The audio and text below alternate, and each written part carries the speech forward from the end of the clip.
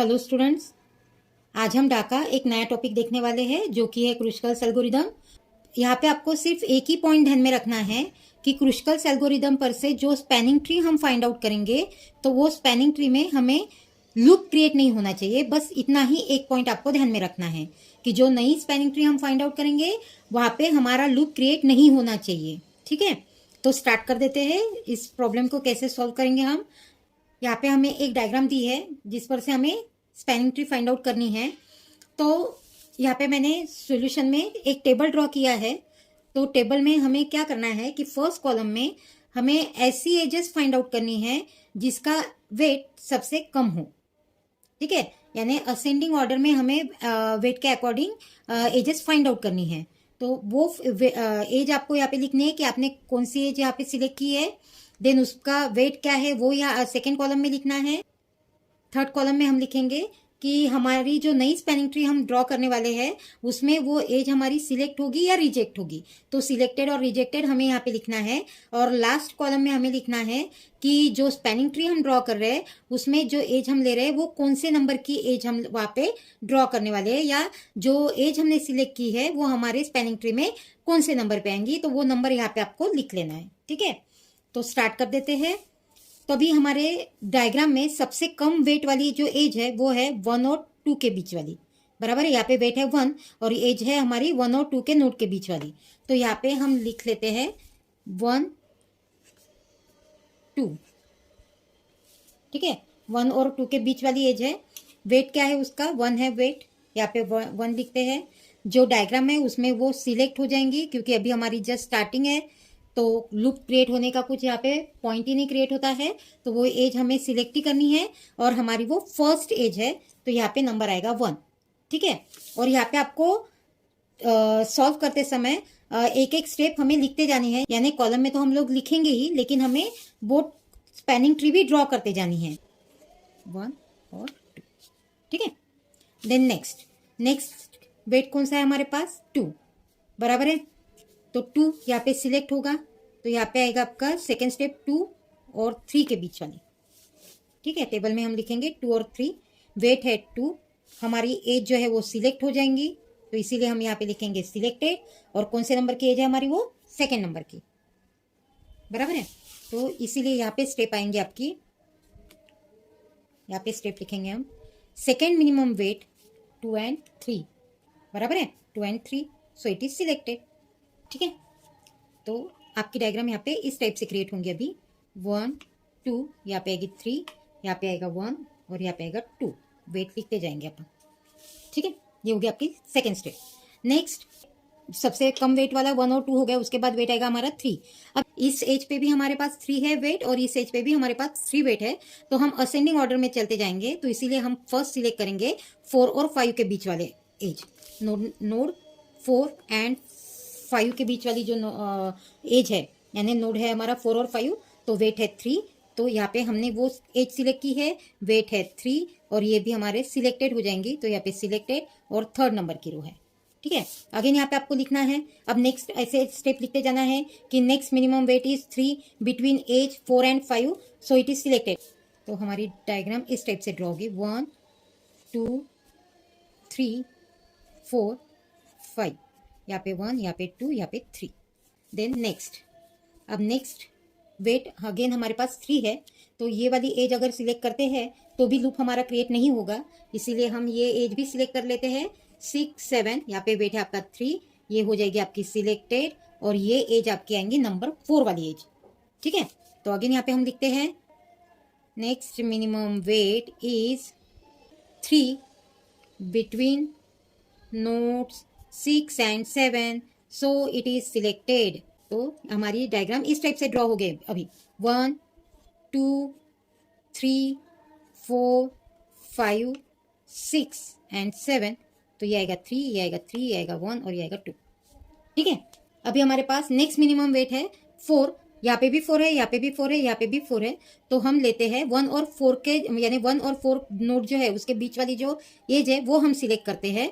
तो उसको अगर हम सिलेक्ट करेंगे यहाँ पे जैसे, तो लूप हमारा क्रिएट नहीं होगा, इसीलिए हम उसे सिलेक्ट कर देते हैं।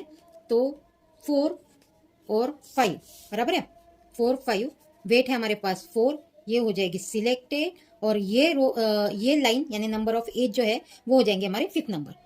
अभी इसकी डायग्राम हम ड्रॉ कर लेते हैं यहाँ पे। तो हमारे पास यहाँ तक की डायग्राम थी, तो उसे हम ड्रॉ करते हैं। जैसे 1 2 3 4 5, यहाँ पे 7, यहाँ पे 6, बराबर है। ये 3, ये 3, ये 1 और 2, यहाँ तक हमारे पास डायग्राम थी, बराबर है। तो नेक्स्ट स्टेप में हमने ये वाली एज सिलेक्ट की है, तो यहाँ पे आपका आएगा 4, और इस टाइप से आपकी नेक्स्ट स्टेप की डायग्राम क्रिएट होंगी। यानी हम यहाँ पे लिख सकते हैं next minimum weight is 4 between edge 1 and 4, so it is selected. और इस स्टेप से हमारी ये डायग्राम तैयार हो जाएंगी। अब नेक्स्ट यहाँ पे 4 है, यहाँ पे 4 है, लेकिन अगर हम ये वाली एज सिलेक्ट करते हैं, जैसे यहाँ पे कौन से 2 और 5 के बीच वाली, 2 और 5 के बीच में अगर हमने सिलेक्ट की है एज, तो हमारा लूप क्रिएट होगा। इसीलिए वो जो एज है उसे हमें रिजेक्ट करना पड़ेगा, ठीक है। क्योंकि हमारे पास जो हमारे नंबर ऑफ नोट्स है वो पूरे आ चुके हैं, लेकिन डायग्राम अभी भी हमारी ज्वाइन नहीं है, बराबर है। तो इसीलिए हमें उसको ज्वाइन करना है। तो 2 और 5 के बीच वाली अगर एज में सिलेक्ट करती हूँ, तो यहाँ पे हमारा लूप क्रिएट होगा, इसीलिए हम उसे सिलेक्ट नहीं कर सकते, तो वो हो जाएंगे हमारी रिजेक्ट। तो आपको यहाँ पे लिखना है ऐसे कि 2 और 5 के बीच वाली एज, इसका वेट था 4, लेकिन ये हो जाएगा आपका रिजेक्टेड, बराबर है, rejected, because it creates loop, बराबर है ना, लूप क्रिएट कर रहा है। तो यहाँ पे नंबर ऑफ एज कुछ भी आने वाला नहीं है, तो आपने डैश लिखा तो भी चलता है, या ऊपर का जो नंबर है वो भी लिख देते हो यहाँ पे, यानी 5 तो भी चलेगा, डैश लिखते हो तो भी चलेगा, कुछ प्रॉब्लम नहीं है, ठीक है। तो हमें यहाँ पे लिखना है कि notes 2 and 5 because it create a loop, बराबर है, क्योंकि वो लूप क्रिएट करने वाला है, या साइकिल भी बोल सकते हो आप। इट क्रिएट्स अ लूप, ये लूप क्रिएट करेगा, ठीक है। तो इसीलिए वो रिजेक्ट हो जाएंगे। अभी नेक्स्ट मिनिमम वेट हमारे पास है 4 और 7 के बीच में। अगर हम 4 और 7 को यहाँ पे उस एज को हम सिलेक्ट करते हैं, तो भी हमारा लूप क्रिएट होने वाला नहीं है, और हमारे जो नोट्स है वो अटैच भी हो जाएंगे, यानी एक स्पैनिंग ट्री हमारी यहाँ पे क्रिएट हो जाएगी। तो हम उसको सिलेक्ट करते हैं, यानी यहाँ पे लिखेंगे हम 4 और 7, तो इसका वेट है 4, ये एज हो जाएंगी आपकी सिलेक्टेड, और ये हो जाएंगे आपकी 6 नंबर की edge. Next minimum weight nodes 4 and 7, so it is selected. इसको हमने सिलेक्ट करती है, ठीक है। अब डायग्राम ड्रॉ कर देते हैं। तो इस तरीके से आपकी स्पैनिंग ट्री यहाँ पे क्रिएट हो गई, यानी ये हो गया आपका क्रुशिकल्स एल्गोरिथम का एग्जाम्पल। अब पॉइंट यहाँ पे क्या है कि आपको एक पॉइंट और लिखना है यहाँ पे। जैसे फॉर एग्जाम्पल आपको एक पॉइंट ध्यान में रखना है कि जब भी क्रुशिकल्स एल्गोरिथम के एग्जाम्पल आप सॉल्व करोगे और वहां पे आपका लूप क्रिएट होने वाला है, तो उस वक्त आपको एक पॉइंट ध्यान में रखना है कि लूप क्रिएट होता है, जब भी ऐसी सिचुएशन आई कि वहां पे आपका लूप क्रिएट होने वाला है, तो आपको एक पॉइंट ध्यान में रखना है कि जो स्पैनिंग ट्री आपको फाइनली मिलने वाली है, उसकी ही एक और स्पैनिंग ट्री भी आपको मिल सकती थी, तो वो पॉइंट आपको यहाँ पे लिखना है, ठीक है। तो जैसे फॉर एग्जांपल हमने यहाँ पे 1 और 4 को सिलेक्ट किया था, 2 5 को रिजेक्ट किया था, दोनों का वेट सेम था, दोनों एज का। तो अगर मैंने 1 और 4 को सिलेक्ट ना करते हुए 2 5 को सिलेक्ट किया होता, तो मेरी डायग्राम और अलग तरीके से आ सकती थी, बराबर है, यानी मुझे एक और नई स्पैनिंग ट्री मिल सकती थी। तो वो पॉइंट आपको यहाँ पे लिखना है कि अगर मैंने 1 और 4 को सिलेक्ट ना करते हुए 2 और 5 एज सिलेक्ट की होती, तो मुझे एक नई डायग्राम मिलती थी, नई स्पैनिंग ट्री। तो वो पॉइंट हम यहाँ पे लिखेंगे, ठीक है। एक और लास्ट पॉइंट हम यहाँ पे लिख लेते हैं कि दिस इज रिक्वायर्ड, ये हो गया आपका लास्ट पॉइंट। अब जो नई स्पैनिंग ट्री हमें मिलने वाली थी, तो वो स्पैनिंग ट्री आपकी इस टाइप से मिलेंगी आपको। तो इस तरीके से हमें एक नई स्पैनिंग ट्री मिलने वाली थी, क्योंकि हमने 1 और 4 को सिलेक्ट किया था, 2 और 5 को रिजेक्ट किया था। तो अभी यहाँ पे हमने 2 और 5 को सिलेक्ट किया है, 1 और 4 को रिजेक्ट किया है। तो इस तरीके से हमें एक नई स्पैनिंग ट्री मिलेंगी, ठीक है। Minimum possible in 1 to 4 edge, ठीक है। तो इस टाइप से हमें एक नई और स्पैनिंग ट्री मिल जाएंगी। Thank you for watching my video. अगर आपने मेरे चैनल को सब्सक्राइब नहीं किया है, तो प्लीज़ मेरे चैनल को सब्सक्राइब कीजिए और बेल आइकॉन को प्रेस करना मत भूलिए।